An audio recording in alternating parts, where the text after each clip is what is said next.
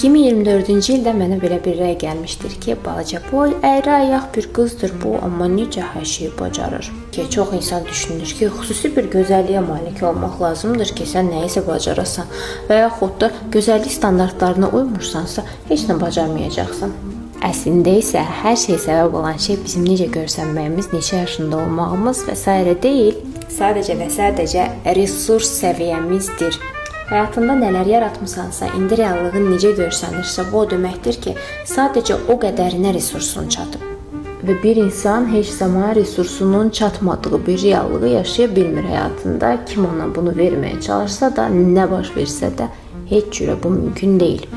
Deməli, ona görə də gözəllik üzərində çalışmaqdansa, başqa faktorlara önəm verməkdənsə, artıq çöl faktorlar haqqında unudub, daxili dünyamıza dönmək lazımdır.